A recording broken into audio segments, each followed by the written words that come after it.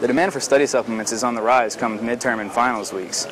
It's not uncommon for students to ask around for drugs such as Adderall, Ritalin, or Concerta. Running all throughout campus, the LSU tunnels are meant for utility purposes only and are prohibited to anyone except for facility services. Out here in the training field, student skills are put to the test, battling live flames controlled by a series of gas lines. Once a piece of recycling leaves your home, it ends up in a material recovery facility, or MRF, like this one. According to Vice President of Recycling Foundation Stephen Cheatham, his MRF brings in about 5,000 tons of recyclables monthly.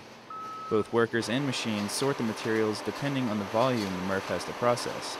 It's a relatively expensive operation. I mean, there's a lot of equipment and personnel involved. We have 132 employees that work for us in both our collections and processing operation.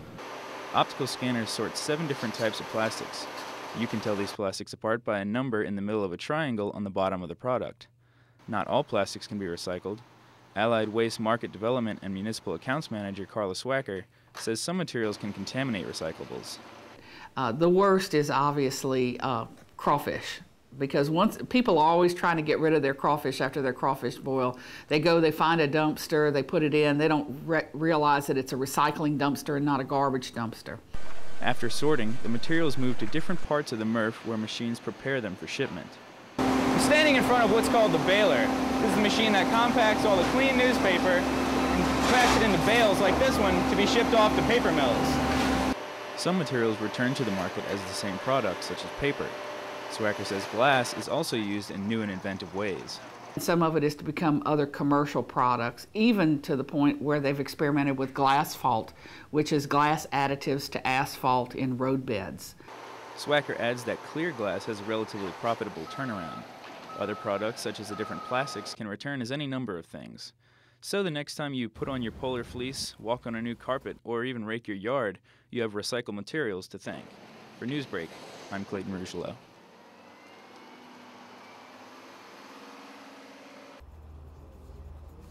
Students diagnosed with attention deficit hyperactivity disorder, or ADHD, struggle with things like focus and time management.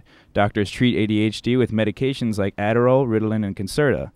These stimulants enhance the focus and endurance for studying.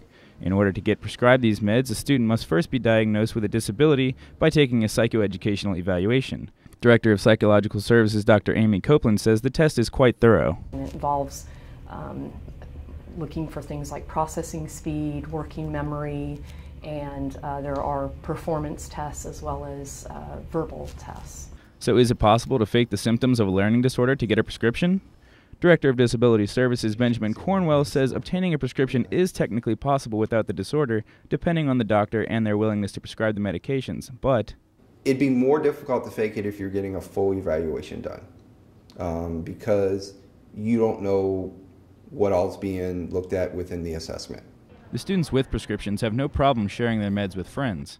One anonymous dealer values the pills at about $5 for one 30-milligram pill and 3 10-milligram pills also for $5. However, for close friends, it's no charge.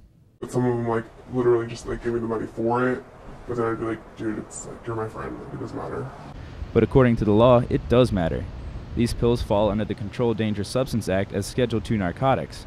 If caught without a prescription, there's a penalty of at least 5 years in jail and up to a $5,000 fine. According to LSU PD Sergeant Blake Tabor, distribution of these pills carries a more severe penalty. I think the important thing for students to realize is if they have a prescription, number one, that prescription is intended for that person and that person only.